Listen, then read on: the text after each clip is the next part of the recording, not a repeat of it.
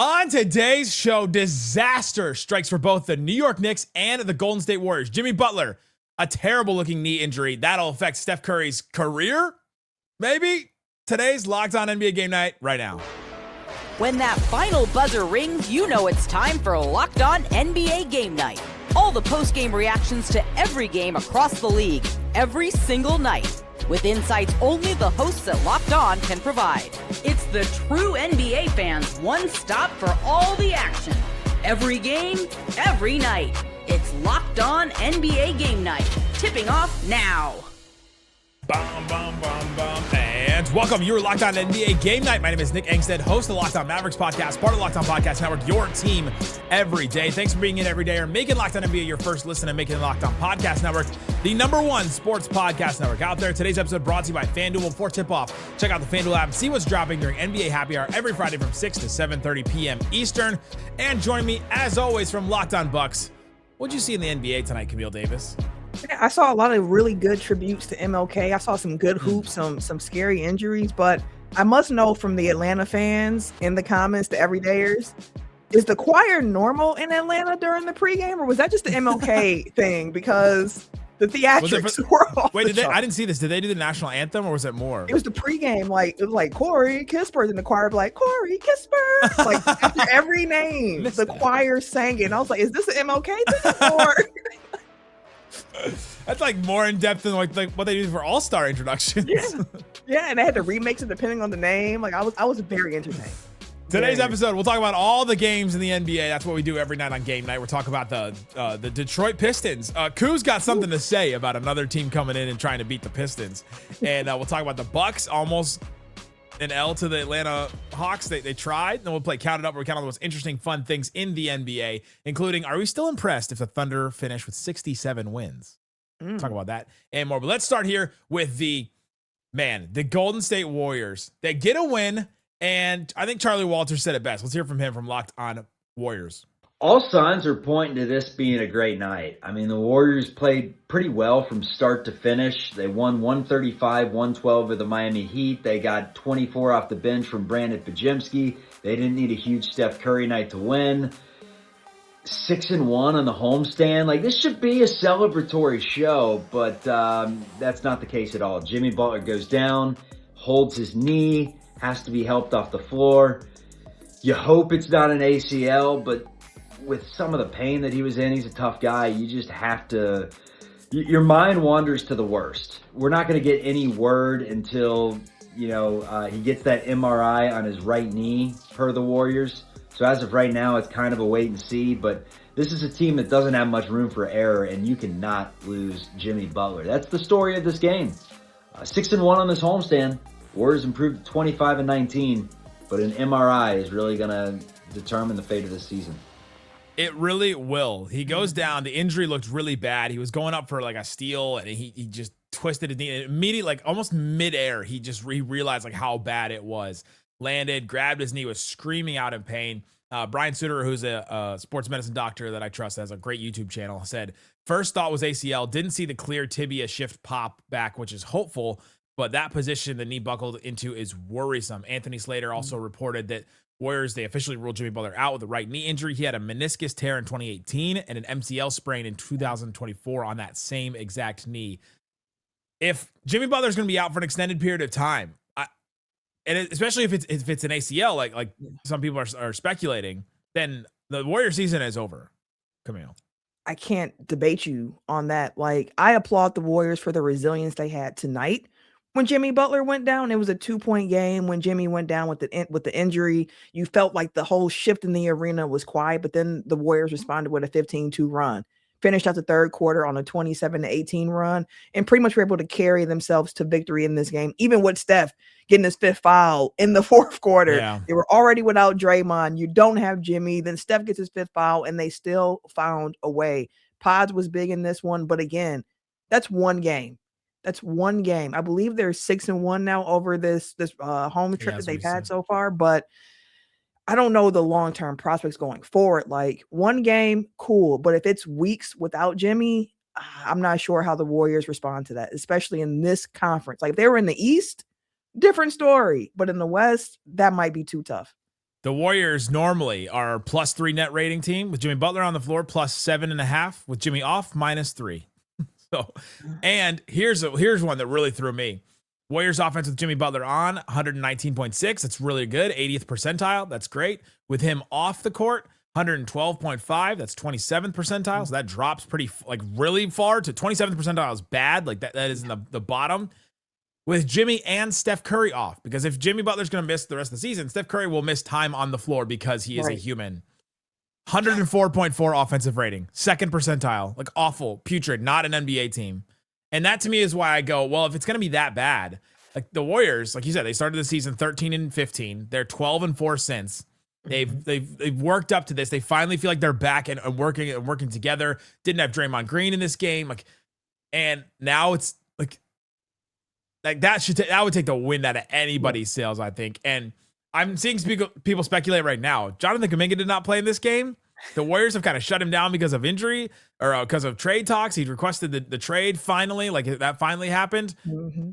But how insane would it be if they just dusted him off, put him back on the court, and was like, "Hey, we've got this opportunity now for you to play this role, to take more shots, do all the things that you've been asking to do." And then what if he's good at it too? If they did this in this situation and he was like, listen, the fact they were already down in this game, there was no Santos, there was no Green, you lose Butler, and Kuminga's already kind of, as you mentioned, just kind of on the shelf right now. If you don't bring him in this game where you're shorthanded initially, you're just like, dang, okay, we got hit with injuries we didn't expect. I don't know if they're going to dust him off, period. Like they just might keep rolling small and letting Gary Payton the second continue to cook and hope that Melton gets back soon, so on and so forth. But yeah, I think it would be desperate measures if they actually dust Kuminga off. You said let Gary Payton II continue to cook. That's where they are right now. Yep. Yep. And it's 2026 and it's still being counted on for Gary Payton II to perform for the squad. What stinks is they're only 2 games out of 5th in the West. They're right up there. They're 8th right now. And they've got a pretty big, like a 5.5 game lead over Memphis for 11th. Like they're solidified there in that play-in. Could move all the way up to the actual top 6.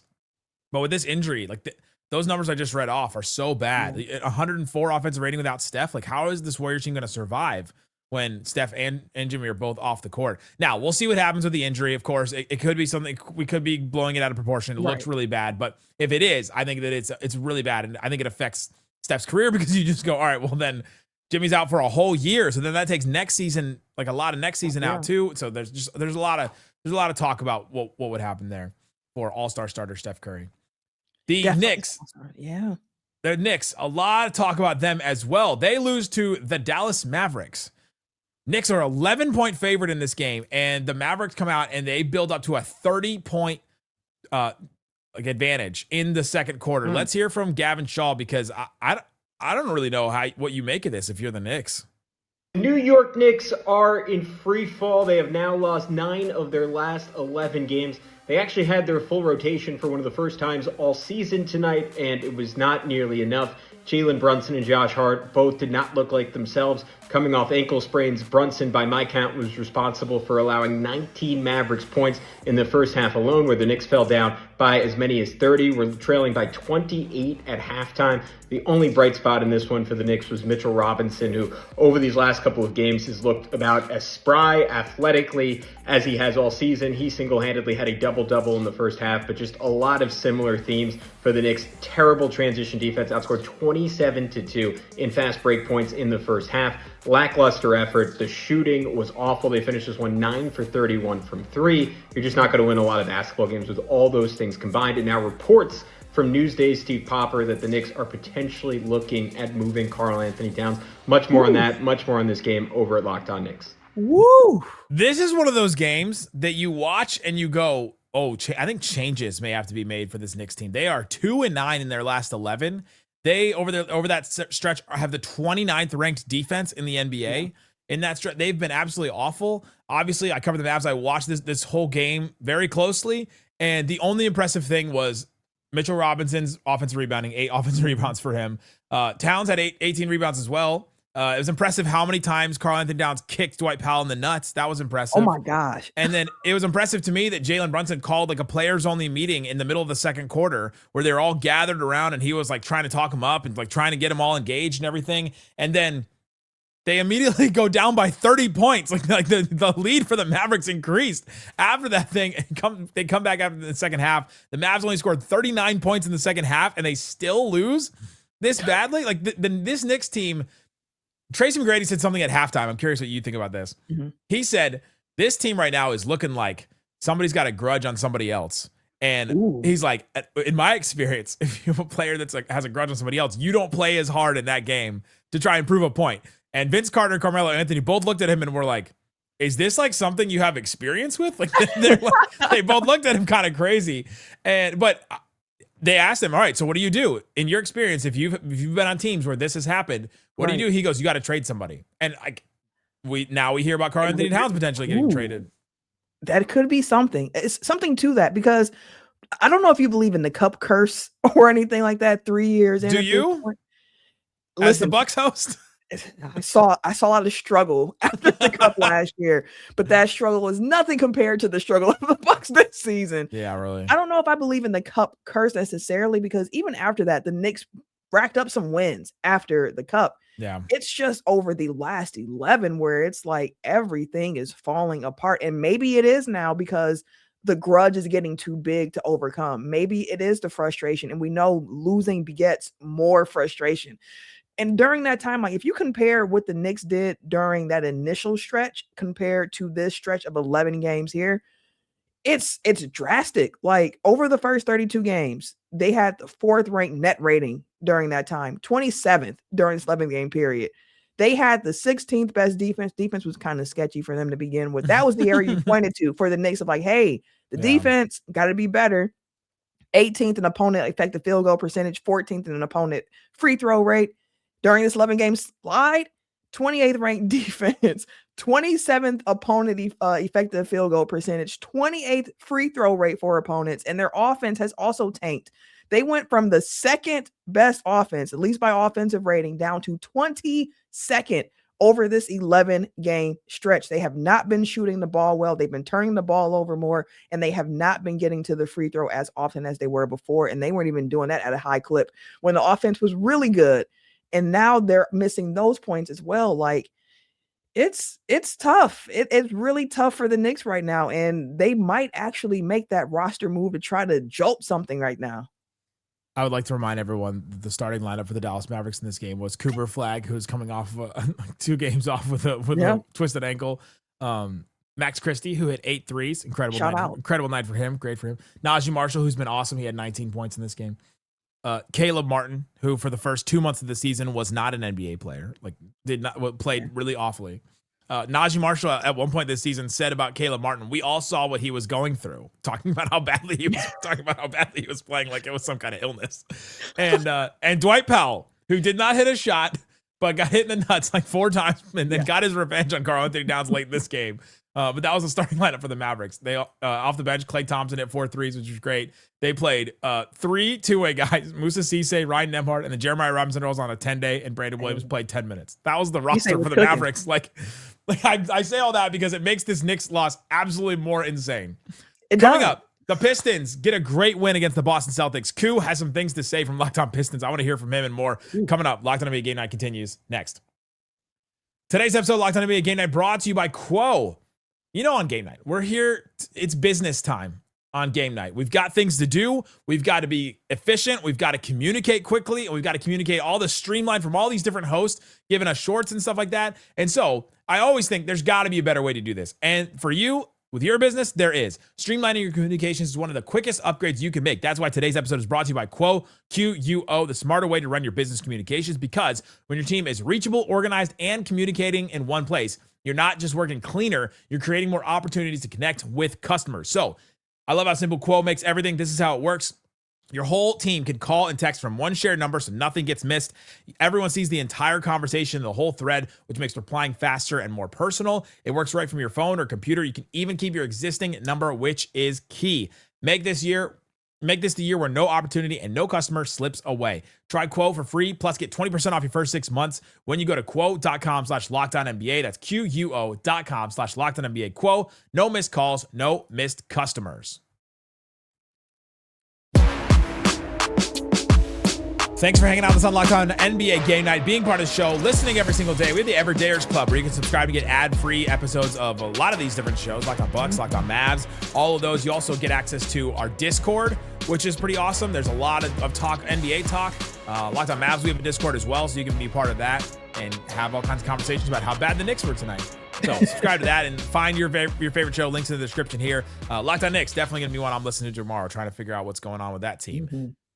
The Pistons, one of my favorite listens is Khahil, especially after a big win, because when they get a big win, he gets fired up. Oh yeah, and he's got some words to say about the Boston Celtics trying to come into Little Caesars Arena and try to get a win here. Let's see how spicy. Yet again, another team walks into Detroit as the second seed with the thought of, we're coming in to show that we are actually the best team in the Eastern Conference, not the Detroit Pistons.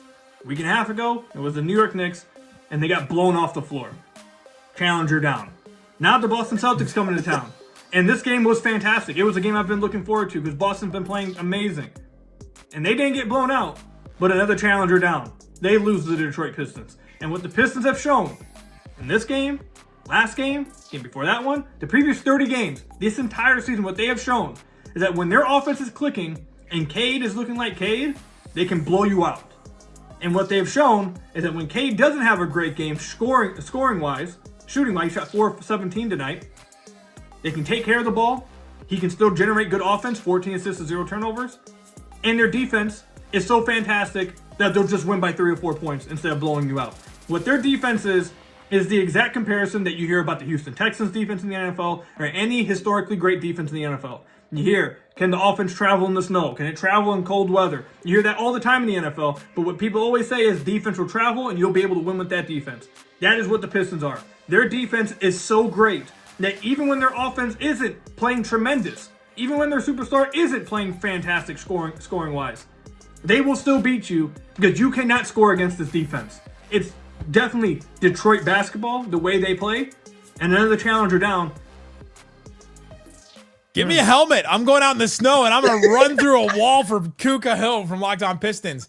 That's exactly what you saw in this game. This was a rock fight, and in so many ways, late in this game, like Jaden Ivey hit a 3, Tobias Harris hit 2 threes, Duncan Robinson hit a 3, and it felt like all the times I've gone back and watched like the 2011 NBA Finals, where like each team hit like 10 or 7 threes, and each 3, like especially late, feels so monumental because the games are like 97 to 104, something like that. Like this one is 104 to 103. Those threes at the end, Ivy, Duncan Robinson, 2 by Tobias Harris. Cade hit 1 shot late after he started 3 of 15 from the field and hit a clutch shot. Like all those buckets just felt so big. It felt like rain in a drought.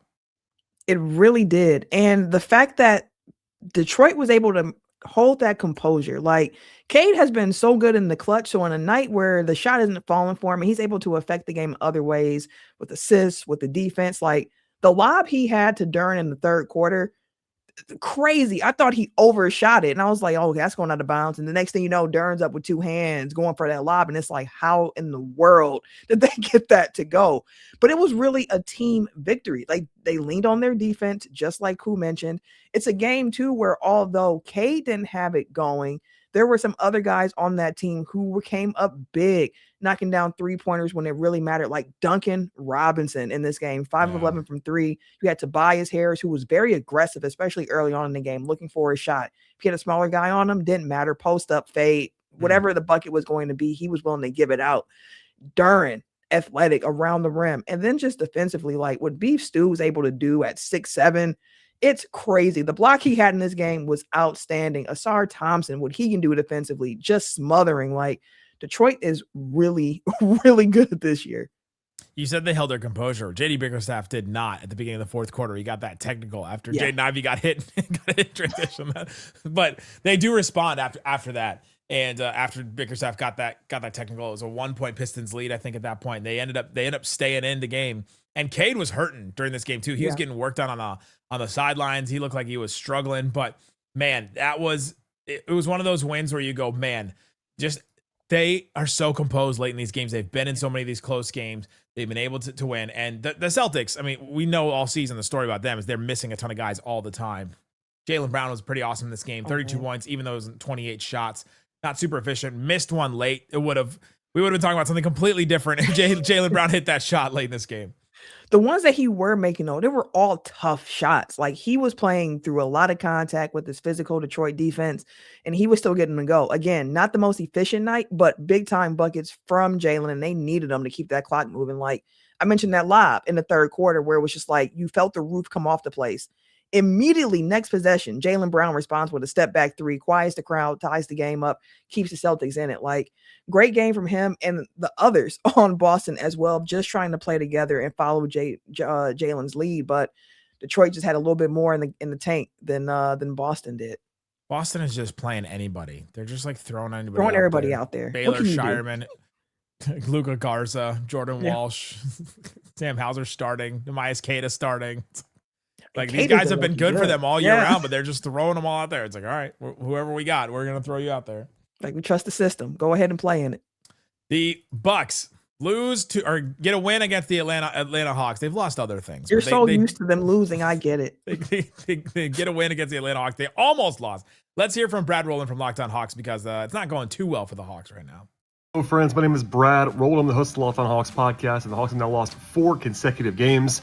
This time an MLK Day afternoon loss at the hands of the Bucks, and a really bad one in some ways for Atlanta. Now, they came back. If you want to find the positivity in this one, Atlanta was down by 23 points, came back and actually took the lead very briefly twice in the final couple minutes of this game. It was a valiant effort, a good comeback, but the first half offense was just poor enough where it didn't matter.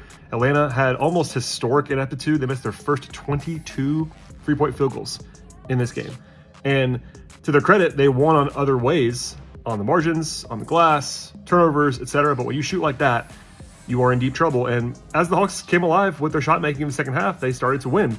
And they were winning the minutes when they started to make shots in the second half. Nick Alexander-Walker had 7 threes after halftime, all those things. But in the end, the first half, the big deficit that they built because of that poor shooting in the first half ended up doing them. And again, 4 losses in a row and 13 in the last 18 games for Atlanta. We'll get into all of what transpired, the more nuance, the context, all that stuff, and more on Locked On Hawks.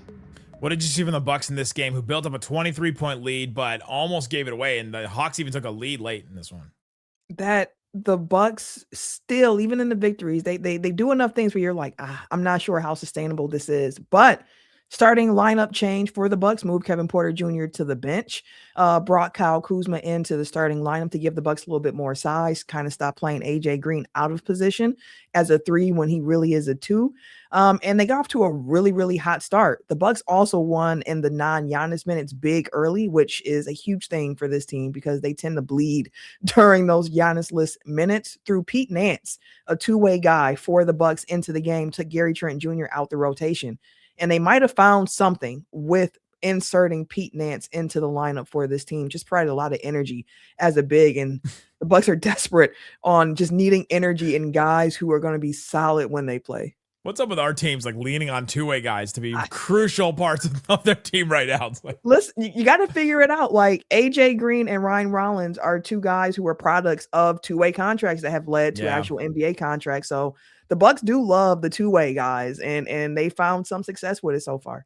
Long live the 2-way guys. Long live. Coming up, Thunder, they don't rely on any 2-way guys. They got their own guys. They're deep in this one, but they are only on a 67-win pace. Are you still impressed by that? We'll talk about that and more. Locked On NBA Game Night continues coming up next. Today's episode of Locked On NBA Game Night brought to you by TurboTax.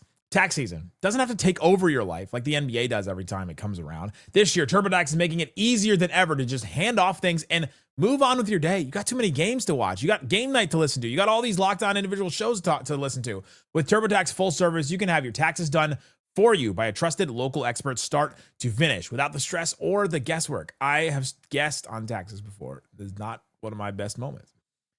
Instead of spending hours trying to figure out forms, you can meet with a local TurboTax expert in person or connect online. So again, you're saving even more time doing it online. They handle everything from W-2s, self-employed forms, and work to get you every single deduction. You upload your documents, go about your day, and get updates right in the TurboTax app. For a limited time, you can have your taxes done by a local TurboTax expert for just $150 all in. If a TurboTax expert didn't file for you last year, just file by February 28th Take taxes off your plate and get back to your life. Visit turbotax.com/local. turbotax.com/local to book your appointment today. Big chicken, baby. I think a lot. I'm very smart. Take that for that. Count it up, count it up, count it up, count it up, count it up. It's Counted Up. We count on the most interesting, fun things in the NBA. The Thunder get a win against the Cleveland Cavaliers, and the Thunder were only a 6-point favorite. It ended up being a lot more than that. Let's hear from Rylan Stiles from Locked On Thunder. The Thunder beat the Cleveland Cavaliers on Martin Luther King Jr. Day today on Monday. I thought that tonight you saw a complete effort. Chet Holmgren looked every part of the All-Star that he is. I think that he stamped his All-Star case in this game. He was aggressive on both ends. He really made Evan Mobley work for everything that he could get in this one. And then offensively, he was aggressive, hitting top of the key threes, but also getting to the rim, getting dunks for this team. SGA was in much control of this game. Offensively, really controlled the tempo of the contest, which I thought the Thunder needed. Had 30 points in 34 minutes. Isaiah Joe, massive 4 threes in the first half, really turned this game in the Thunder's favor, and they never let it go after that. The Thunder had a lot of guys step up in the face of adversity. No iHeart, no J-Dub, Jay Will and Caruso leave the game early, and yet they get enough contributions from guys like Joe, guys like Wiggins, guys like Lou Dort, who had the perfect game tonight, were able to carry them to this win. They look like the Thunder of old, especially when Lou Dort is out there stroking it like he did on Monday afternoon. OKC got the win. They kind of washed that bad taste out of their mouth of that Saturday loss to Miami, and now they move forward to a very easy week that they need to capitalize on. More on Locked. I don't know if this is just like the bad taste of the old Mavs Thunder rivalry going still, but I don't know if I want to hear about the Thunder dealing with adversity. It's fake adversity in your book. It's like, guys, I think you're going to be all right. Talk about the deepest team in NBA history at times. You guys won all those games last year. SGA still played in this one. But they got 23 to 47 on threes. That was absolutely incredible from them. A bunch of guys hit threes. But my question to you, Camille, on this. Count it up. OKC is on a 67 win pace. It's not the 73, 74 that we thought at the beginning of the season before they faced the Spurs. But is that still impressive to you? Yes. Like, there are not a lot of NBA teams who have won at least 67 games. That's still rarefied air where you're in like a top 15 of all time season in NBA history. It might not be as dominant as we thought when we were thinking, hey, they might have a top 3 all time NBA year, but 67 wins is still impressive. It's only happened 14 times in NBA history. So you're absolutely right. You'd be a top 15 team as far as total wins in a season. They'd only be the 7th team since 2000 to have 67 plus wins in a season. Yeah. And I think the reason why it doesn't feel impressive, wouldn't feel impressive to anybody, and that nobody would really bat an eye, is because they had 68 last year. It's like, right, they've already done this. They've won the title, and there hasn't been a story that it feels like the public has kind of like grasped with this Thunder team necessarily. Until now, with the adversity. With the adversity that they're going through. You know what? That's great. Like, Jalen Williams being out, sure. Like, iHeart has been out for a bunch of games, sure. Like, but I don't want to hear it. I saw a Thunder fan tweet. Man, we must have the worst injury luck in the NBA. And I was like, oh, okay, all right. The Mavs had 9 healthy players the other night. I don't want to hear about anything about your injury luck. It was definitely a rage bait post, and I totally just fell for it. This is where we are. The Phoenix Suns get a win against the Brooklyn Nets. Dylan Brooks, 27 points. The Suns get 23s. 6 from Brooks, 5 from Gillespie, 4 from Grayson Allen. Real quick, count it up here on this. Count it up. In the middle of this game, one of the Nets announcers, they have the camera focused on Grayson Allen after he hits a 3, and the Nets announcer says, I cannot look at Grayson Allen without thinking about anything other than Ted Cruz, who's the senator from Texas. Yeah. Do you feel the same way? Absolutely. When he played for the Bucks, I said, oh, look at little Ted Cruz. Like, I said that all the time. He looks a lot like him. The resemblance is uncanny. It is. Somebody from Texas here, I cannot unsee it. I also can't. Yeah, I have other feelings about that, but hilarious that he was like, I can't see anything else other than Ted Cruz. Like, yes, we all think that. We've been thinking about it for years, and it's only getting worse as Grayson Allen like starts to get grays. And like, I guess he needs to do a beard next, like whatever Ted Cruz doing his beard. Something. Okay, for real, count it up. Count it up. Jalen Green is expected to return on Tuesday. He's only played like a game and a half so far for the Suns. The Suns are playing great right now. They're 26 and 17. They're 7th in the West. They're only 1 game back from 4th. They're 11 and 4 in their last 15 games. So count it up. Is Jalen Green going to mess up what they have, give them exactly what they need, or is it going to take some time? It's going to take some time. I think. I knew you were going to take that one, and I knew I shouldn't have given it as an Why option. would you give me the layup? I'm going to do it again. I'm going to do it again. Okay, go ahead. Is Jalen Green going to mess up what they have or be exactly what they need, Camille, and no other options besides those two? I knew you were going to take that one. I wrote it down. And I was like, well, she's going to take that one. Because that's the real answer here. That's the real answer. Everything takes time. It's not NBA 2K, but if we're just gonna have to pick one of the two, I'm gonna say he's gonna be more of the positive than the negative here. Just another guard who can craft the dribble. Like when you have a guy like that who doesn't have to be the number one option now, he can play that second fiddle to Devin Booker and even at times Dylan Brooks for how he's been hooping. Like I think he just gives you another element that the Suns can use in their game. I don't think that Jalen Green had a Dylan Brooks on his team in Houston, and I think that is the one thing that's going to help in this. Like he has Dylan Brooks has been like the culture, like everybody plays hard kind of guy that they've really, he's been the head of the snake in terms of the effort and all that. And I wonder how much that's going to help Jalen Green. And Devin Booker has not like been a leader necessarily in his career up until now, but Jalen Green also hasn't had a Devin Booker type to play under where it's just like so obvious that he is not the best scorer on the team that he needs to defer to somebody else because it was Şengün, it was Amen Thompson, and you're like, all right, I don't really know how this is going to work. And so I think that setup is going to be good for him. I do too. Dylan Brooks didn't play with Jalen Green. No, they played in Houston last year. As together. I was saying, they got traded together. So I take back the Dylan Brooks part. Yeah, they know each other. But this version of Dylan Brooks is playing at a level that he did not in Houston. That's initially what I thought you were saying. I did kind of mean that in spirit, but I was thinking about Dylan Brooks. Like he is just a different player than he has been in Houston for sure. Still true about the Devin Booker part. All right, the Clippers get a win against the Washington Wizards. Let's hear from our guy, Darian Baziri. The LA Clippers make it 6 in a row and 13 of the last 15 with a win over the Washington Wizards in DC on MLK Day by a score of 110-106. It wasn't the prettiest game in the world. The young Wizards did make the Clippers work. They were beating them down the floor in transition. They were first to the offensive glass a lot of the time with 15 offensive rebounds to the 12 of the Clippers. But ultimately, the Clippers had the best player on the floor, and that was James Harden, who got to the foul line 20 times in this game, including 9 in the first quarter, and he made 18 of those 20 free throws to finish with 36 points, 7 rebounds, and 9 assists to lead the way. Another big game for Jordan Miller, who had 16 points and is having the best stretch of his NBA career right now for the LA Clippers. And the return of John Collins after a 2-game absence with a groin injury. Clippers can't stop winning right now. 13 out of the last 15. Are they the hottest team in the NBA? Long-time Clippers, check it out. All right, hold on, Darian. He didn't mention James Harden goes 18 of 20 from the free throw line. Talk about it. The 2 he missed made this game insane to me because it was back and forth. Clippers had a lead. Wizards had a lead. Go back and forth. Minute 8 left. Clippers up by 1. Clippers take their final time out of the game. 57 seconds left. It's tied. 106-106.